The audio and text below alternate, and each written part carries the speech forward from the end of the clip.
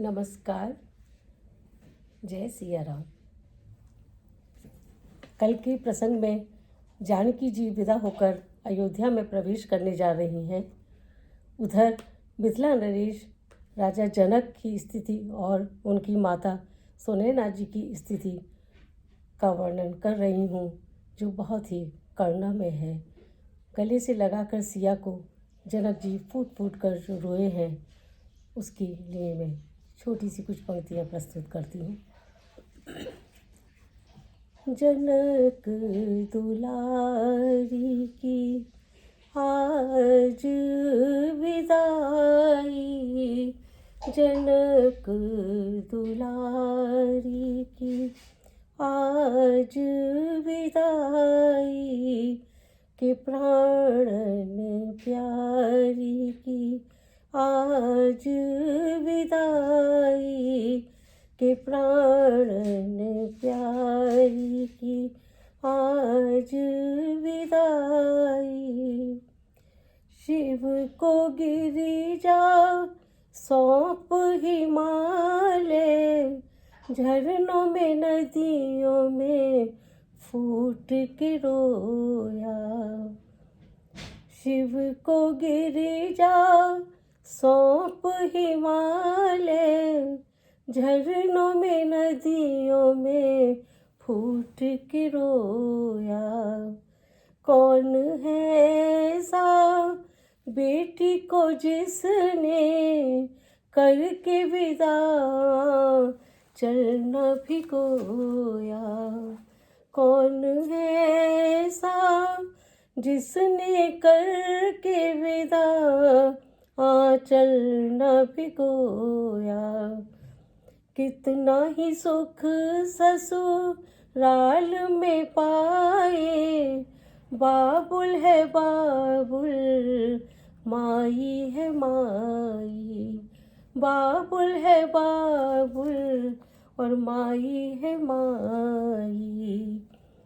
जनक दुलारी की आज विदाई, के प्राणन प्यारी की आज विदाई। जानकी के विदा होने पर लगता है कि जैसे मिथिला नगरी की सारी शोभा ही अयोध्या के साथ चल दी है। खाली जानकी ही नहीं, सारी मिथिला साथ जा रही है। उसके लिए चारों राजकुमार, चारों वधुओं को लेकर वह जा रहे हैं। उसका वर्णन मैं आगे करती हूँ।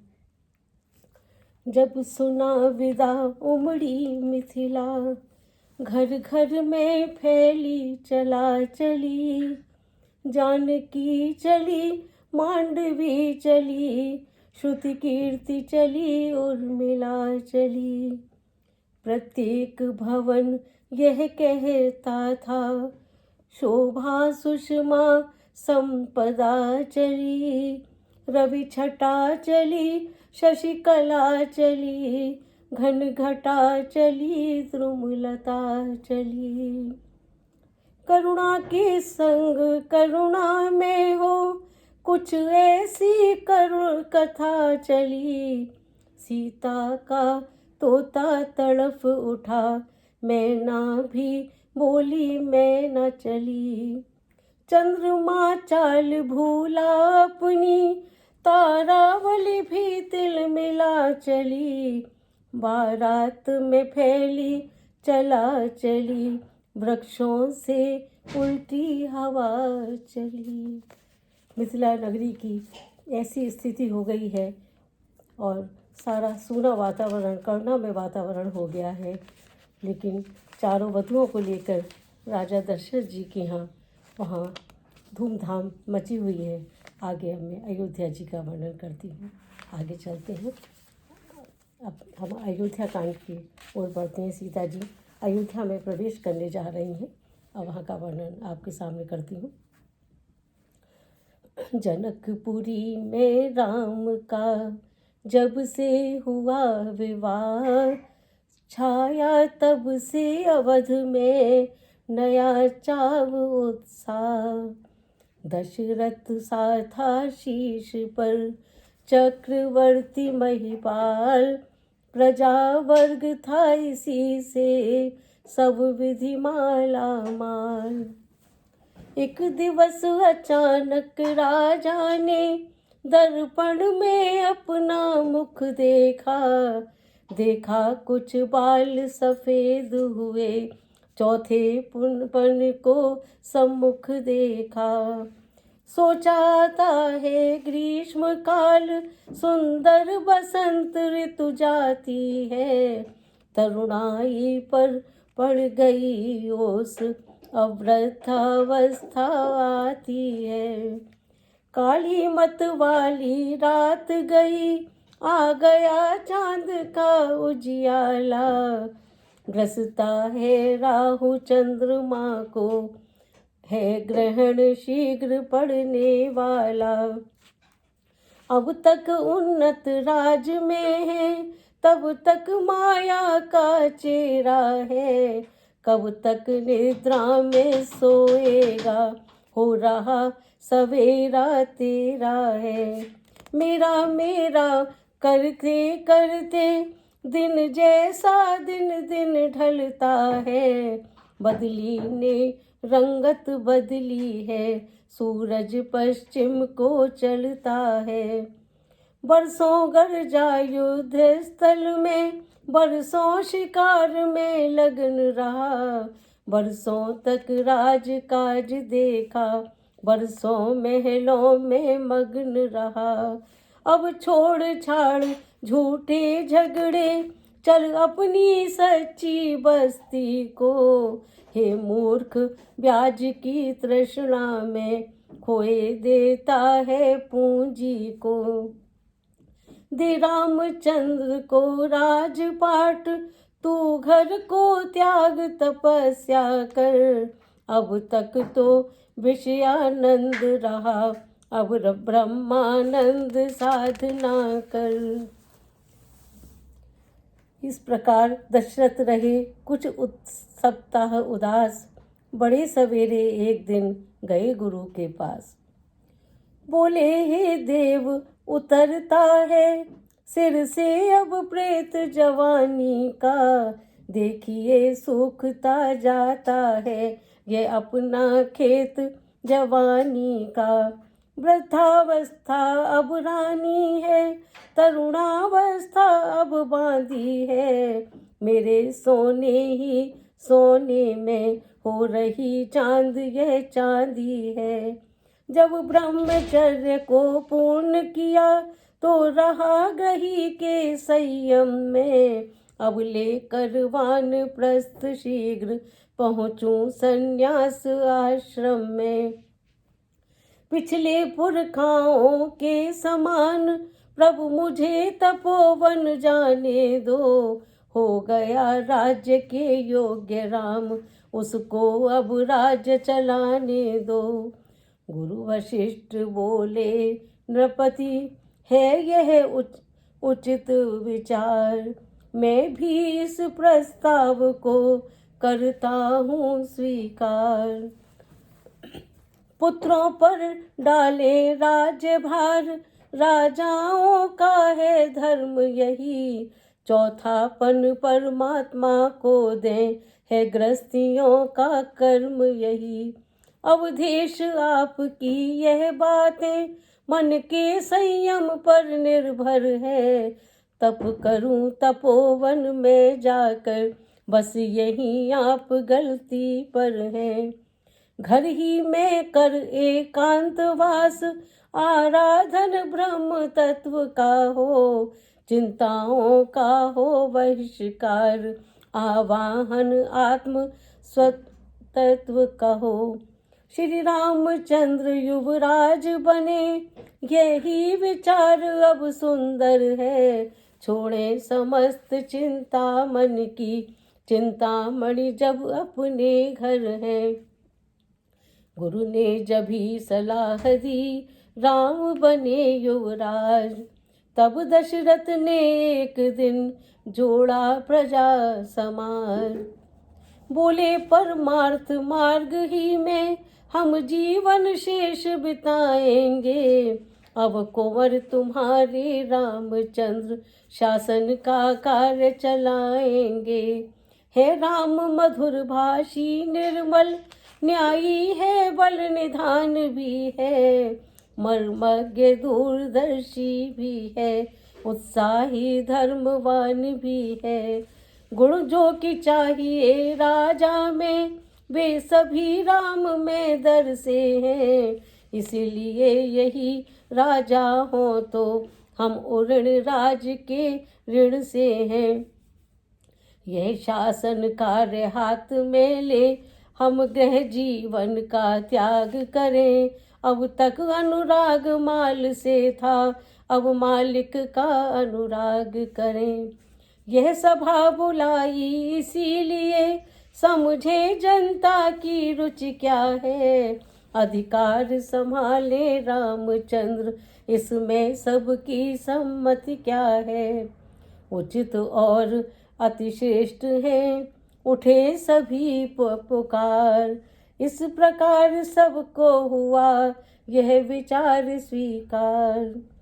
जब तक निश्चित हो चुका यह, तब उमड़ा आह्लाद, गूंजा सारे राज में राज तिलक संवाद।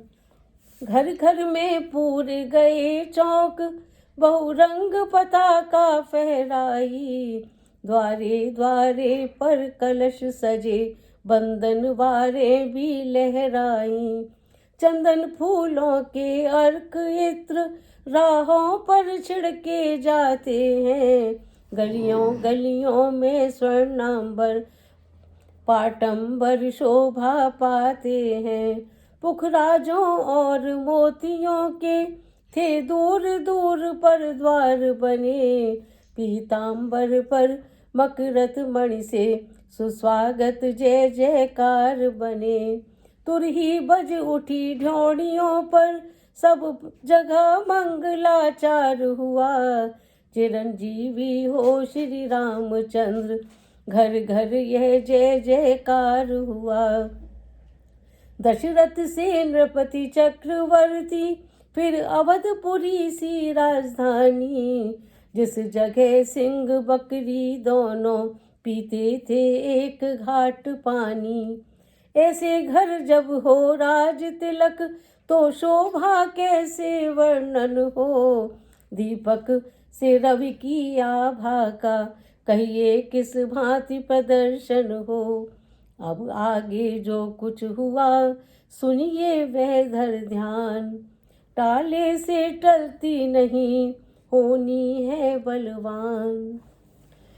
कैकेयी सुमित्रा कौशल्या, थी तीन रानियां राजा के। थे राम पुत्र कौशल्या के, लक्ष्मण शत्रुघ्न सुमित्रा के। कैकेयी भरत की माता थी, राजा की प्यारी बड़ी हुई। मंथरा उसी की दासी थी, मुँह लगी हुई सिर चढ़ी हुई। विधि का विधान आकर घूमा, बस इसी मंथरा के सर में। शारद ने इसकी मति फेरी, आ गई समय के चक्कर में। जब इसने ऋतु बसंत देखी, उसे फूले रघुवर के वन में। बन गई ग्रीष्म की लू समान, वह द्वेष ज्वाल भड़की मन में। उठी प्रचंड आंधी होकर, उस राज तिलक की शोभा में। तत्काल लग गई दीमक सी, दशरथ के जीवन विरवा में। पत्थरों भरी बन गई घटा, उस हरी भरी राजधानी को। हो गई चौथ चांदनी सदृश, कैकेयी सी पटरानी को। देखो साधारण सी दासी, क्या क्रूर समस्या करती है। तख्ता ही लौटूंगी सारा, ये घोर प्रतिज्ञा करती है। वह कौशल कहीं देखना हो, तो इन अबलाओं में देखो। रात ही रात में क्या होगा, ये नृप के महलों में देखो। शोभा बिगाड़ने पहले तो नागिन राहों पर जाती है, फिर सिर के सारे बाल खोल डायन महलों में जाती है। के कई चौकी कहा है ये क्या ढंग, आज रंग सब जगह है, तू तू क्यों है बदरंग। हम सब ने शीश गुथाए हैं, पर तूने बाल बिखेरे हैं। तू जो रो रही सगुन सायत, ये कैसे लक्षण तेरे हैं। क्या कहीं झगड़ कर आई है, भूखी है अथवा प्यासी है। मेरी सौगंध बता जल्दी, क्यों तुझे उदासी आई है। यह सुनते ही द्वेष की और बढ़ गई आग, फुंकारें देने लगी उठी नागिनी आग। बोली देखो तो सही, घर घर में है धूम, और राज तिलक है राम का, तुम्हें नहीं मालूम। जिसका कल होगा राज तिलक, मर्तबा बुलंद उसी का है। राजा जी जिसे चाहते हैं, रानी यह फंद उसी का है। कुछ तुम्हें दिखाई नहीं देता, ये खुशी नहीं है मातम है। बजते हैं ये जो नक्कारे, आवाजों में इनकी गम है। खुल गए भाग कौशल्या के, है दया उसी पर विधना की। रानी किस घोर नींद में है, अवलोक चाल निज राजा की। तू सदा जीत थी चौसर, पर अब तो हार खा रही है। ले देख गोट तेरी रानी, किस घर पर मार खा रही है। विरंग में है भदरंग है तू, क्या पासे नृप के प्यारे हैं। तेरे छक्के छुट जाएंगे, अब तो उनके पौबारे हैं। वे बाहर आने वाला है, जो तीर छुपा तरकश में है। तू समझ रही राजा दशरथ, मेरा है मेरे वश में है। जो तुझको प्राण समझते थे, वे निष्पासर तेरे रहते थे। जो प्यार भरत को करते थे, नैनों का तारा कहते थे। वे ही राजा वे ही दशरथ, जड़ तेरी काट जाते हैं। और हकदार राम को माना है, उसको ही मुकुट पहनाते हैं। जभी मंथरा के सुने यह विष भरे विचार, कैकई संभली उठी फिर बोली धिक्कार। चल निकल यहाँ से चांडालिनी, किसने तेरी मति मारी है। जो स्वच्छ रूई की ढेरी को बनकर आई चिनगारी है। अब के जो ऐसे वचन कहे, तो मुंह तेरा नुचवा दूंगी। युवराज राम होगा जिस क्षण, तुमको मैं मुंह मांगा वर दूंगी। तू मुख्य अनुचरी है मेरी, इस कारण पुरस्कार यह ले। कल है त्योहार हमारे घर, दासी उपहार हार यह ले। इस प्रकार देने लगी के कई जब ये हार, दासी पीछे हट गई कहने लगी पुकार। ये हार तुम्ही को शोभा दे, दासी ने लाल चिन माल की है जीत राम की और हार उस भोले भरत लाल की है। कुछ याद तुम्हें आता तुमसे, जब ब्याह किया था राजा ने। तेरा ही पुत्र नृपति होगा, यह वचन दिया था राजा ने। अब इस चालाकी को देखो, किस ढंग से पलटा लेते हैं। परदेश भरत को भेज दिया, अधिकार राम को देते हैं। बलिहारी ऐसे उत्सव की, जो देश देश में न्योते हो एक पुत्र को राज तिलक, दो बेटे मामा जी के हों। फिर रानी ने फिर कहा, ओ दुष्टा ओ मौन, राजपाट की बात में तू होती है कौन। मुझको समान है राम भरत, एक ही पेड़ की शाखें हैं। मुझ चिड़िया के दो पर है यही, दोनों मेरी आँखों के तारे हैं। यदि भरत राम सा प्यारा है, तो राम भरत सा प्यारा है। और गोदी का भरत दुलारा है, तो राम नयन का तारा है। दासी बोली नहीं तुम समझी मेरी पीर, और नेकी करते हैं यदि फूट गई तकदीर। क्या गरज पड़ी ऐसी मारी, जो अपना मुँह नुचवाऊंगी। दोनों में कोई राजा हो, मैं दासी ही कहलाऊंगी। मैंने तो शर्त अदा कर दी, अब तलक नमक जो खाया है। इसलिए भरत का है ख्याल, बरसों तक गोद खिलाया है। रानी शतरंज बिछी है वह, जिसमें की मात तुम खाओगी। नक्शा ऐसा बनता जाता, घर ही में जित चित हो जाओगी। तुम घोड़े की चालों पर हो, प्यादा शे उधर दे रहा है। रास्ते वजीर ने रोके हैं, रुख बादशाह का फेरा है। तुम उत्सव जिसे समझती हो, वह कुश्ती लड़ने का दंगल है। इस ओर अकेली एक तुम्ही, उस ओर प्रजा तक का बल है। देखें अब कौन विजय पाए, लक्ष्मी किस पर बलिहारी है। सच तो यह है कौशल्या से पूरी मुठभेड़ तुम्हारी है। यदि तुम इस रण में हार गई, तो भरत रहेगा दासों में। रखेगी तुमको कौशल्या दासी समान रनिवासों में। धिक ऐसे परवश जीवन पर, क्यों पड़ा समझ पर पत्थर है। अधिकार नहीं सम्मान नहीं, तो मर जाना ही बेहतर है। काम कर गई अंत में नागिन की फुंकार, लगी कांपने कैकई डगमग हुए विचार।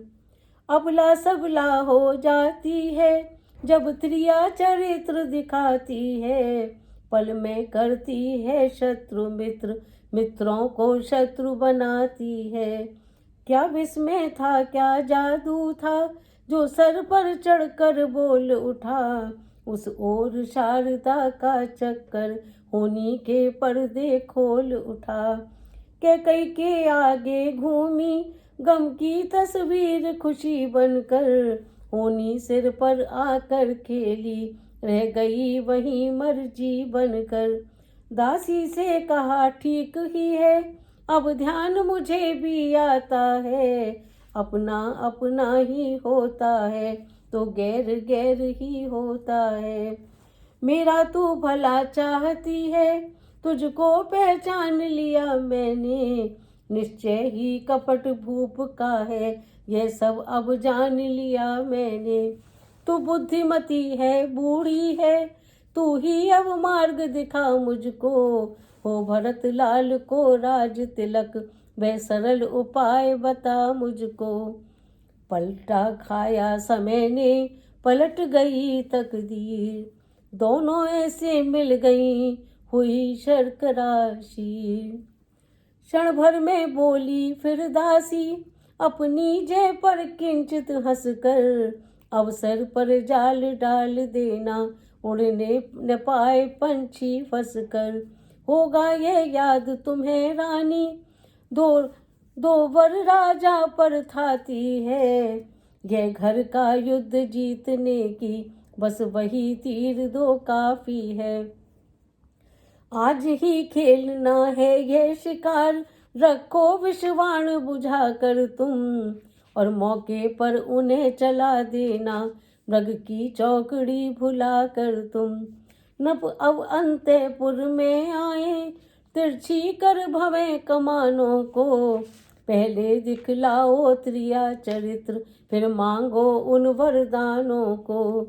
मांगना खूब चतुराई से, जो मांग सफलता पर पा जाए, उस समय मांगना जब राजा सौगंध राम की खा जाए। कहना दो वचन मांगती हूँ, राजा श्री भरत लाल जी हों, और 14 वर्षों को रामचंद्र तपसी बनवा कर बनवासी हों। कुबरी ने की क्रूर कृति, कह कह कपट कुपार, और कर डाली वह कुटिलता, नवीन उकट कुकार। रानी प्रसन्न होकर बोली, तेरी मत की बलिहारी हूँ, है अब से भरत ऋणी में तेरा, तू ही उसकी महतारी है। मुझ सीधी ने यह समझा था, क्या राम भरत की जोड़ी है, दासी तुझ पर वारी जाऊं, दीवार कपट की तोड़ी है।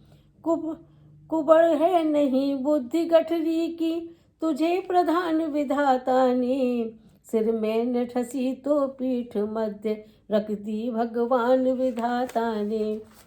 मंथरा कदापि नहीं होगी, कौशल्या की मनमानी अब, युवराज बनेगा भरत लाल, हट मैंने यह ठानी अब। क्या मजाल है अब राजा की, धिक्कार भरत का चूर करे, पर क्या एक बात मैं कहती हूँ, गर तू उसको मंजूर करे। है रामचंद्र भी राजकुंवर, कोमल है निरपराधी है, बन को है 14 बरस बहुत, 2-4 बरस ही काफी है। यह सुनते ही मंथरा उठी नयन मरोड़, और हाथ भूमि पर मार कर बोली धीरज छोड़। आई जब नाव किनारे पर, तो चल दी फिर तूफानों में, अपने हाथों ही मार रही तुम आप कुल्हाड़ी पैरों में। समझा समझा कर हारी में, तुम फिर भी बह की जाती हो, जो करे तुम्हारा सर्वनाश, उस पर ही दया दिखाती हो।